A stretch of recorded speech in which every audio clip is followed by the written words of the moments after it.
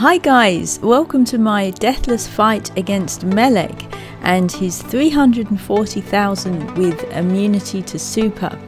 And I show my build, and once again I didn't use nullify, and I was using an unmastered weapon and it was light, so I decided this time to equip a shield potion that I'd managed to get from the ship.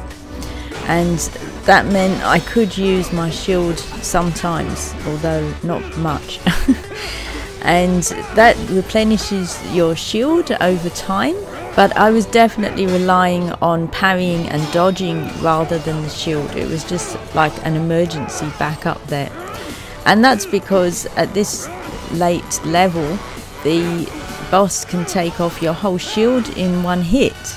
So however, he does have a step back where he does a couple of hits, and that's why I really needed something in my shield to at least take one and then a second chance. So it wasn't easy, and again it was a bit risky because if I died then I would lose my gear. And to get your gear back, if you do lose it, you have to win against the Titan that took your gear in a loot fight. And if you don't win, then they'll keep that second lot of gear, and the first lot of gear will be for sale in the store, so you can buy it back, but you'll also then have to get your second lot of loot back, and it continues on like that.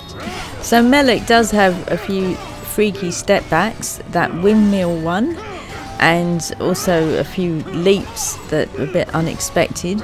But I've got a step backs video on him, and I've put that in the description under this video, a link to it. However, that's when I'm cracking him with duel, but at least I could see what the moves were, you know, get familiar with them before taking them on. So they're not ideal with light, particularly if you can't use much shield, you know, more than one hit. So it was a bit of a risk to try and attempt this, but I thought I'd have a go anyway. And you know, usually I fight with duel, so it definitely makes a change taking on these bosses with light. And the only reason I've been doing that so far is because that's the next unmastered weapon. So if it presents me with heavy, then I'll try them with heavy, and that will be even harder. And I'm not using nullify, so that it is a longer fight, and you know, you can see me battling all the moves rather than the Titan down in a couple of hits, which is my usual, because nullify takes away the boss's spectrum defense, so your element attack gems like your dark fire have full effect. But without nullify, then the dark fires only have 10% effect. And I think I equipped all three of them, and my high maximum attack gem, and lots of Titan break gems. And I was going again for the on 5-hit combo, continue combo, the weapon specific light gem, and that way I could get a combo every hit once I've done a 5-hit combo. And I went over that in the last video, and there's links about the 5cc gem in the description under the last video. So MELEK was a boss introduced in IB3, he wasn't in IB2, and you might remember this is the spot in IB2 where the archivist was, but we defeated the archivist and he wasn't a deathless. So this time we come back and there's MELEK there.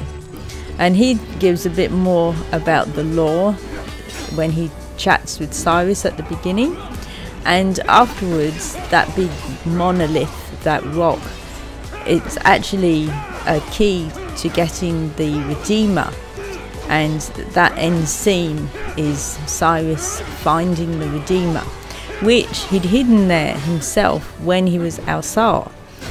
But obviously he doesn't remember that because he's lost his previous memories when he was Alsar, and he only had some glimpses of what he was like.